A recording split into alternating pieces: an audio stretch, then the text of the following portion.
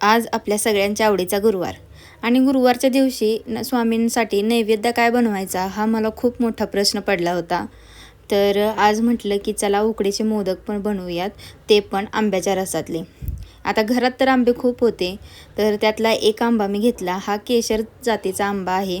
एक आंबा उकडीच्या मोदकांसाठी खूप होतो. तर पहिल्यांदा आंबा स्वच्छ असा धुवून घेत.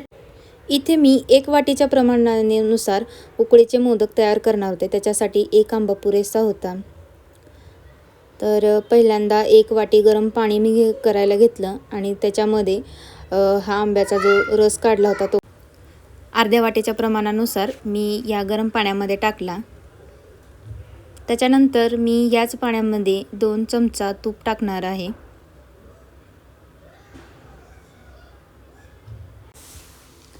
तूप टाकल्यानंतर हे सगळं एकजीव करून घ्यायचं. ह्याच्यामध्ये मी 1 चिमटभर मीठसुद्धा ॲड करणार आहे आणि एक उकळी आली की ह्याच्यामध्ये मी 1 वाटी बरोबर तांदळाचं पीठ ॲड करणार आहे. इथं तुम्हाला 1 वाटीपेक्षा कमी जरी पीठ दिसत असेल ना, तर मी पूर्ण 1 वाटी तांदळाचं पीठ ह्याच्यामध्ये ॲड केलेलं आहे. हे सगळं एकजीव करून घ्यायचं आणि थंड करण्यासाठी ठेवायचं. तर दुसरीकडे मी आता कढईमध्ये 2 चमचे तूप टाकले आणि त्याच्यामध्ये ओल्या नारळाची अर्धी वाटी म्हणजे अर्धा नारळ चांगला खिसून मी तुपामध्ये आता थोडासा फ्राय करून घेते.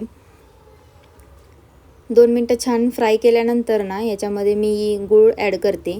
आता पहिल्यांदा मला वाटलं होतं की गूळ जास्त होईल, पण नंतर मी सगळा गूळ ॲड केला. तर इथे मी अर्धी वाटी गूळ वापरते.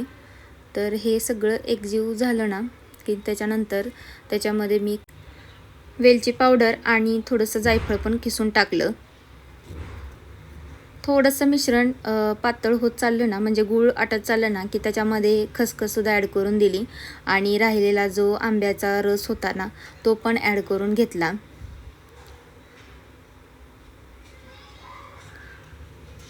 परत एकदा गूळ आटेपर्यंत ना हे सगळं मिश्रण एकजीव करून घ्यायचं. आता पहिल्यांदा थोडंसं पातळ वाटतं, पण नंतर जसजसं आपण गरम करू ना तसं हे आटूनसुद्धा येतं. तर बघा अशा पद्धतीने सगळं एकजीव झालेलं आहे. आता इथे ना आंब्याचा रस ॲड केल्यामुळे थोडंसं पिवळसर दिसतंय पिठामध्ये पण आणि ह्याच्यामध्ये पण. ह्याच्यामध्ये मी कोणताही कलर ॲड केलेला नाही आहे. तर इकडे परत तांदळाचं पीठसुद्धा थोडंसं नॉर्मल गरम आहे, म्हणजे आपल्याला हाताला सोचवेल असं, तोपर्यंतच हे पीठ मळायला मी घेते. तूप आणि पाणी व्यवस्थित प्रमाणात पडल्यामुळे ना ह्याचं खूप छान मऊसूत असं पीठ झालेलं आहे.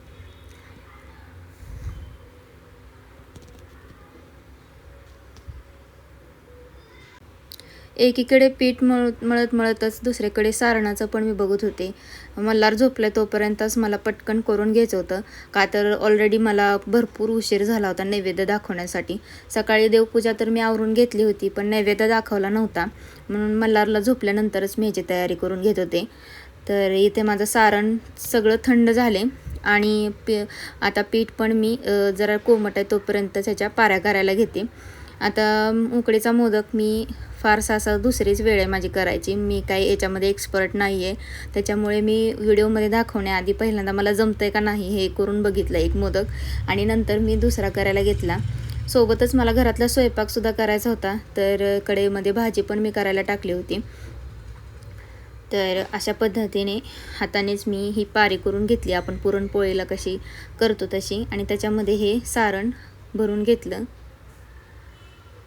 आता मी सांगितल्याप्रमाणेच उकडीचे मोदक मी दुसऱ्यांदाच बनवते. हे पहिल्यांदा मी मागच्या गणपतीच्या वेळेसच बनवले होते आणि ही दुसरी वेळ आहे. तर मला ह्या ज्या पाकळ्या आहेत ना त्याच करायला जमत नाही. सगळं व्यवस्थित वगैरे तर पीठ किंवा सारण म्हणा सगळं व्यवस्थित केले तरी पण हे असे का तुटतात ना पाकळ्या करताना, मला काहीच कळत नाही. जर तुम्ही कोणी ह्याच्यामध्ये एक्सपर्ट असाल उकडीचे मोदक बनवताना, तर मला नक्कीच कमेंट करून सांगा की माझं कुठं काय चुकतं आहे ते, म्हणजे मला पण नक्की समजेल की असं नाही असं करायला पाहिजे ते. नंतर ना माझ्या कसल्याच पाकळ्या जमत नव्हत्या, म्हणून मी एक ट्रिक वही ते वापरली. ते मी आता तुम्हाला दाखवते. मी पहिल्यांदा असा नॉर्मल मोदक जो बिना पाकळ्याचा असतो ना, तो तयार करून घेतला आणि नंतर चमच्याच्या साहाय्याने ना पाठीमागच्या जो दांडका असतो चमच्याचा, त्याच्याने मी ते आकार दिला मोदकाला पाकळ्यांसारखा. तर हा पण प्रयोग मी पहिल्यांदाच करून पाहिलेला. तर तो एकदम परफेक्ट पाकळ्यांसारखा दिसतोय ना, तेव्हाच मग मी दुसरा तुम्हाला दाखवायला घेतलं. तर पहिल्यांदा मी नॉर्मल आपला जी पारी असते ना ते केली आणि मस्तपैकी असं खोलगट पारी तयार करून घेते आता.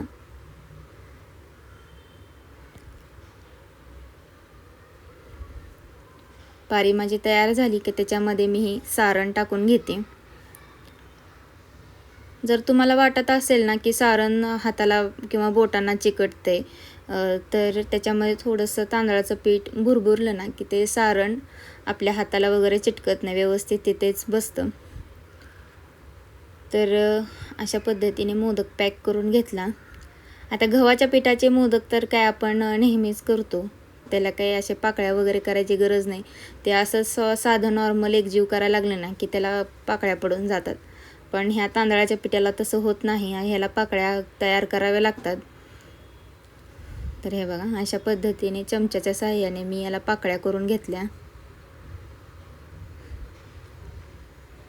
आणि अगदी जसं इथे पुण्यामध्ये उकडीचा मोदक कसा मिळतो ना पाकळ्यांचा, तसेच दिसत होते सगळे. तर बघा, अशा पद्धतीने दिसतंय ना सुंदर. तर कशी वाटली ही आयडिया मला कमेंट करून सांगा नक्की. सगळे मोदक तयार करून झाले. आता मी चाळणीमध्ये हे उकडायला ठेवते. आता इथे माझ्याकडे काही केळीचं पान वगैरे नाही आहे, त्याच्यामुळे मी साधी चाळणीमध्येच ह्याला उकडी करून घेणार आहे. तर एका वाटीच्या प्रमाणात माझे एवढे मोदक तयार झाले होते. तर छान उकडसुद्धा काढून घेतली त्याची.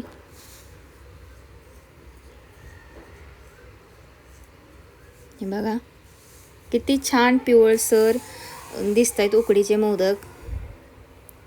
आणि वाटतात का की मी ह्याला पाकळ्याच केल्या नाहीत, मी चमच्याच्या साहाय्याने ह्याला आकार देऊन घेतलाय. मस्त असे प्लेटमध्ये ठेवले आणि त्याच्यावरती आपलं तूप टाकून घेतलं, जे मी घरात तूप बनवते ते.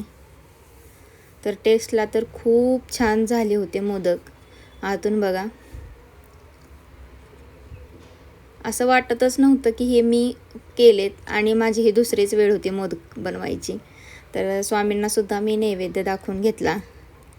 तर कसा वाटला हा माझा उकडीच्या मोदकाचा व्हिडिओ मला नक्कीच कमेंट करून सांगा. आवडल्यास लाईक शेअर करा आणि चॅनलला सबस्क्राईब करा. भेटू नेक्स्ट व्हिडिओमध्ये. बाय.